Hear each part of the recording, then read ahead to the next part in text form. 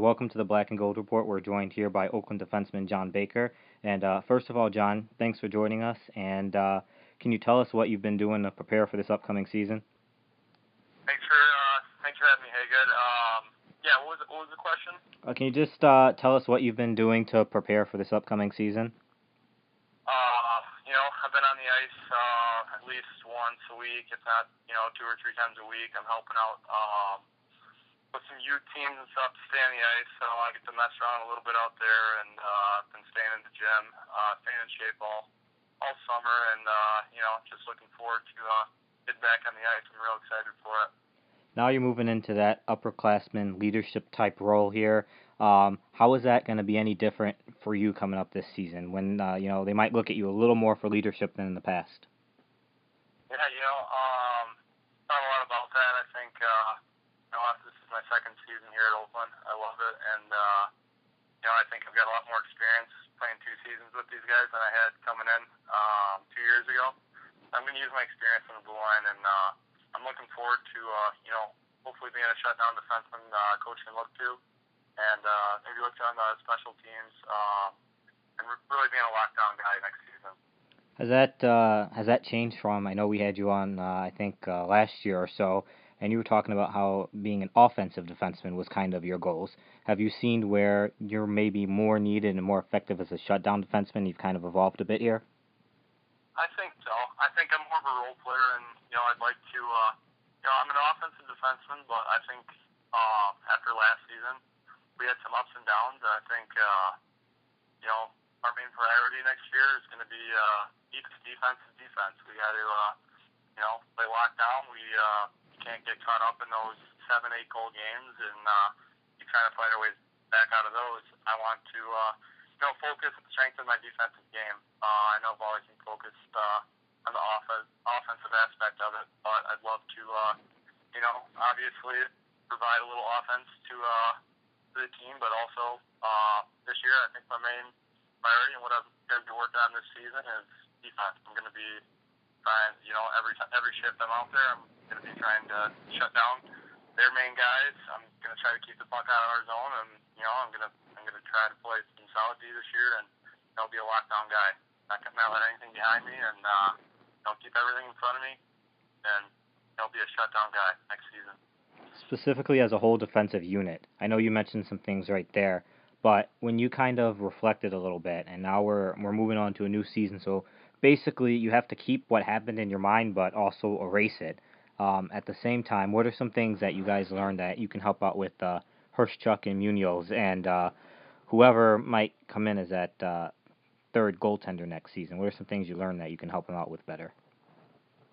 I just think we were a different team last year, and we were trying to play the same game as 2 seasons ago. So I think our mindset's going to be completely different than last year. We know what we're working with, and we're going to do everything we can to support our main guy, our keeper back there. But we're just going to, everyone's got to be on the same page, and we have to, everyone have the same goal. We just, we're going to have a mindset. What I was thinking as a team goal, we were looking too far into the season last season. I think we just got to take it literally one game at a time, and work on the small goals at first, and the big goals will come later. And then when looking around here and just seeing different type of teams in the league, you just assume that everyone's gotten stronger. You can talk about Eastern, Dearborn, Western, Davenport, Adrian, and Kent State, and you start off at Kent State this season. And last year there wasn't an overnight, a bus road trip like you have at the beginning of the season until the second semester. So all the bonding that that everyone saw when they watched the Wings on 24/7 or any NHL team on there, you guys weren't able to do. How much of a negative impact was that last year, do you think? And how much of a positive impact right off the bat to be able to do that, do you think is going to be taken this year? Oh, I think that's going to be awesome this year to be right on the road trip right off the bat. That's exactly what we need. Not having a road trip for how much time that was, at least a bus trip. I mean, it's great for the guys, bring everybody together, and for the rookies, I mean, it's something they probably haven't experienced. I mean, it's exciting, and it's a change. I think after we went on our first road trip last year, I thought the team was together so much more tight knit, more chemistry.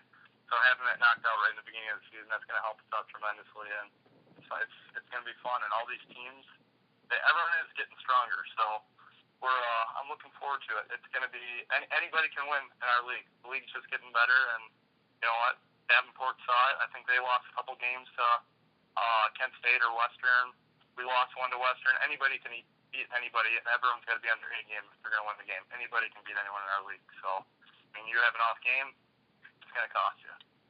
Now, speaking of change, a new captain coming in, presumably Billy Ballard. I don't know if that's been made 100% official, but that's kind of basically where it's going to go, I would assume, unless I'm just off base on my thinking here. But what would be some of the biggest differences between a Ballant and a Madiock? I think Frank was a real vocal captain, and I think Billy, you know, he's not a super vocal guy, but you know he's a silent leader. That if he's working his tail off every shift, and he, you know what, we just feed off of his energy. He'll go in there, he'll get a big goal, all that stuff. Frank, he was a loud captain, in your face, he'll let you know when you're doing something wrong. I love that. But I think it's going to be kind of like a dad fluke as a captain or something like that. Like Bill is our key guy, and he's a silent leader, and I think he's gonna lead by example. I think that's how it's gonna go. But I have tremendous respect for both those guys, and I think they're both great candidates for captains. And like I said, Bill I think is just gonna be one of those captains that leads by example, and you know, he's not scared to get in your face either. You know, pick you up on the bench when you're down, anything like that. So I think that's a perfect position, and I think he's ready for it next season.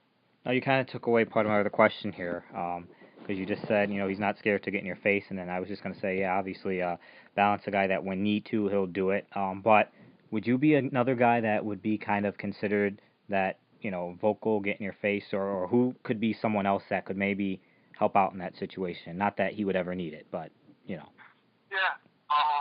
You know what? I'm the kind of player on the team everyone knows. I'm happy-go-lucky. I'm joking around all the time, loose in the locker room. But when it comes to stepping on the ice, I'm serious 110%. And you know, I'm not one to knock anyone down on the bench, but everyone, you know, bring everyone up on the bench. I'm the kind of guy that, you know what, take it easy, man. It was a rough shift. Get back up. We're gonna get back out. Like you got scored on, let it go. We're good to go, and I'm vocal, I'm yelling, I'm always into the game.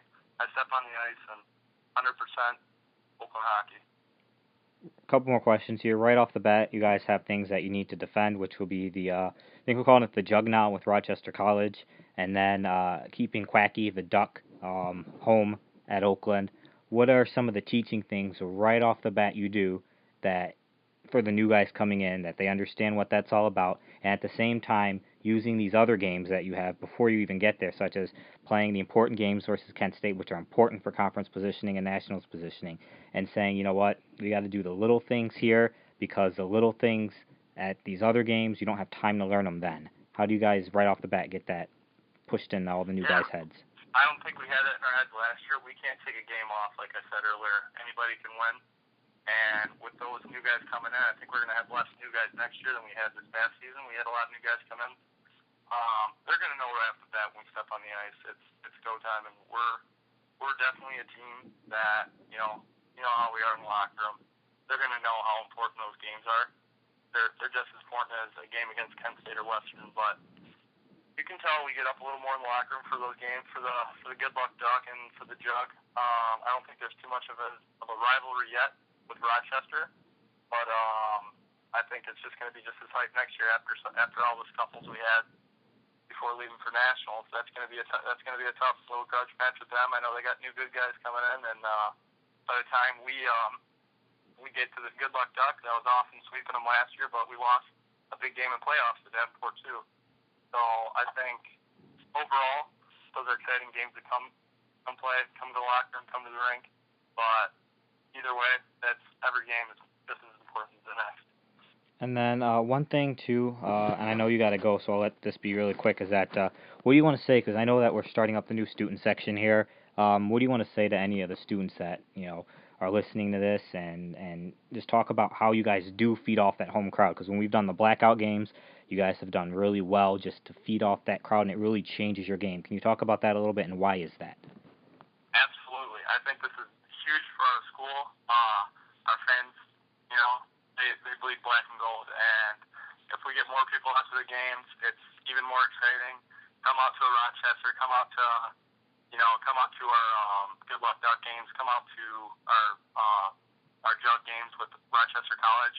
They're exciting. We pack the whole entire rink. I mean, the energy in that rink, big hits, goals, everything. It's the college atmosphere that they need to experience, and it's one of the best games that you can play. So if they come to a game, I'm sure they're going to love it, and get those T-shirts, buy those, get into every home game, and it's a great opportunity to be a part of the school. And then final question here for you before you run here. The importance of this weekend's camp in terms of, because it's so late in August here, because it's normally usually in July, but how does that change kind of the importance of it and seeing where everybody's at and that sense of urgency? It's huge. I think all of us are on track. I've been in touch with all the guys on the team. I think this camp is really important. It's just kind of a jump start for the season, but overall, I'm looking at this as pretty much what we got going into the season. So I'm looking forward to seeing what we have to offer, seeing how everything, the chemistry we have. I mean, you can see with the new guys who mixes in with who, and it's a good opportunity to see what we got overall. All right, John. Well, appreciate you joining us here on the Black and Gold Report, and we'll see you this weekend, and best of luck in the upcoming season.